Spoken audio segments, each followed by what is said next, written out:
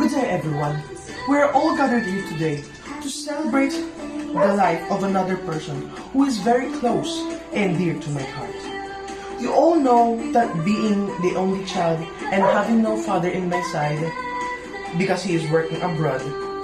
Anyway, the absence of my father does makes me long for such a manly figure.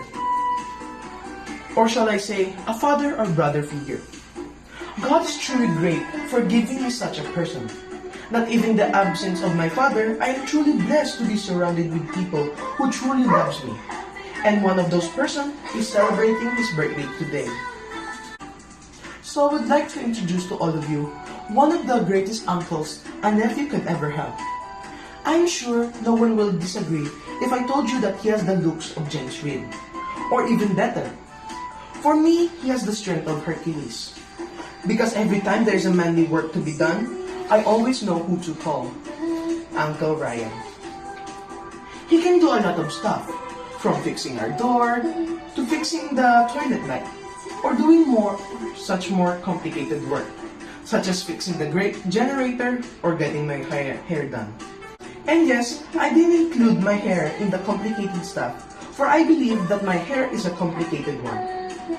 Despite of his busy schedule as a head engineer, he still has time to play Uno cards with us, me and my two girl cousins.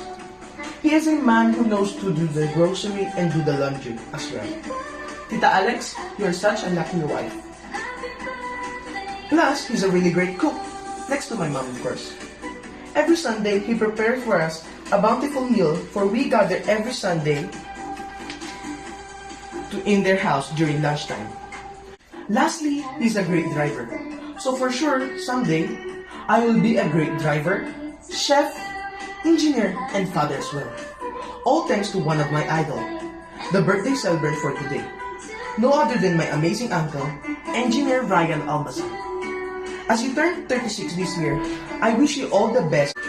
Life, good health, long life, and more blessings to come. And may God continue to bless you and your family. Happy birthday po, Uncle. We love you. Enjoy your day. Let us give him a round of applause.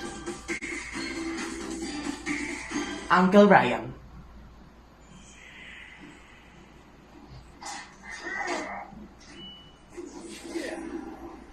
Thank you. Very close and dear to my heart. You all know that being the only child and having no father in my side, for he is working abroad, and for a different reason that I'm sure all of you knows.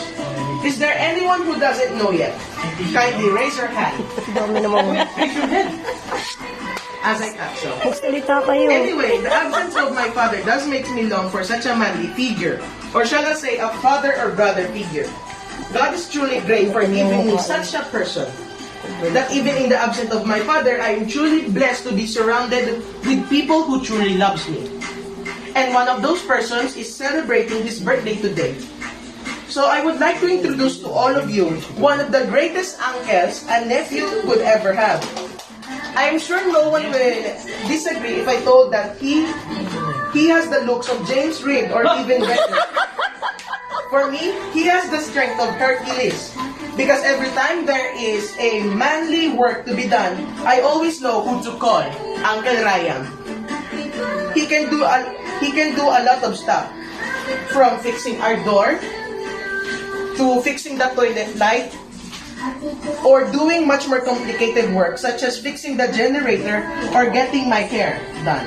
And yes, I did include my hair. Because for me, it is very complicated. Despite of his busy schedule, as a head engineer, he still has time to play Uno cards with us, me and my two girl cousins.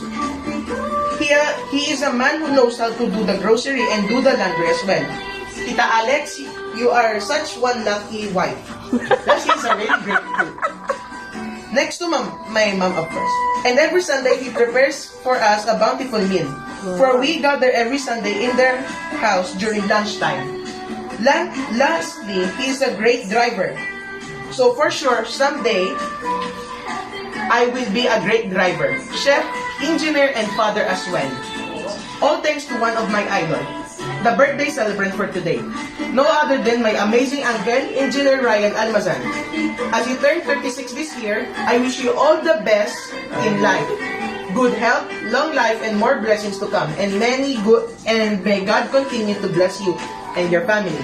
Happy birthday po, Uncle. We love you. Enjoy your day. Let us give him a round of applause. Yay!